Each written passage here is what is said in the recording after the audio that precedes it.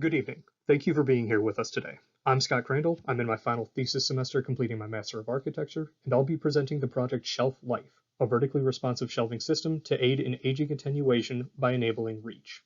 What if you could no longer reach your favorite snack? You could move it to a lower shelf, but what if you couldn't reach that one either? What if there's nowhere else to move it?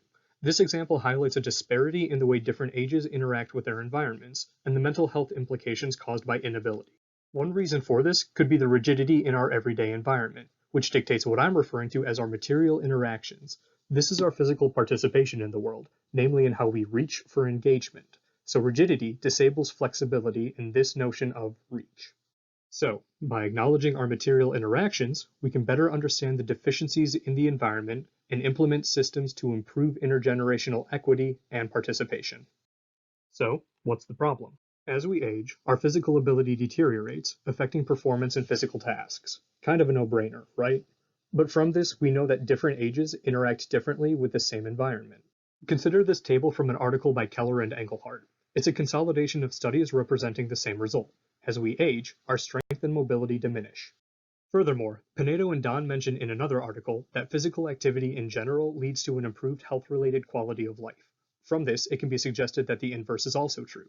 A lack of physical activity can reduce or stagnate that quality of life. So if we're already losing our physical ability biologically, it stands to reason that our own natural disablement could have long-term impacts on our mental health. Ultimately, the problem is that as we age, we lose physical ability and are less effective at having material interactions. We lose our ability to reach, and so we lose our autonomy in our environments. Providing a means to respond to this inflexibility would alleviate the problem and provide an array of benefits. So what can we do about it? First, consider this example that came from an observation I conducted in the HKS Detroit office. Thanks to Apolli for the invitation. While I was there, a power outage occurred, forcing workers into alternative activities. Young workers began retrieving items from a mezzanine that was only accessible by a ladder, while older workers were mostly sedentary or engaged in more casual activities. So, an obstruction with material interaction might be material accessibility.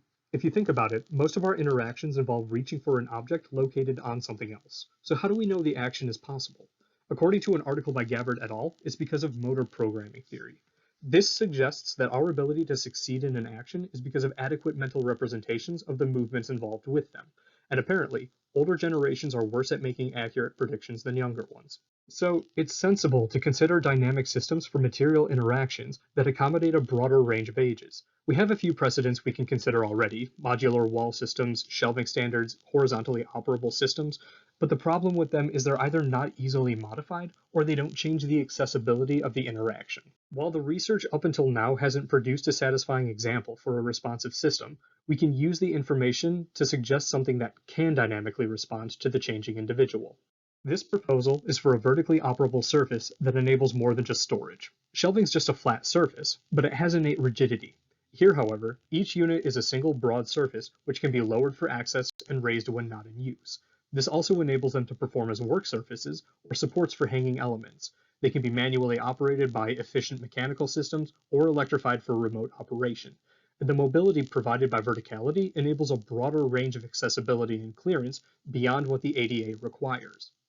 In addition, it's not a bespoke system. Installations could be dynamic to accommodate variations per industry use. Pretty simple solution, right?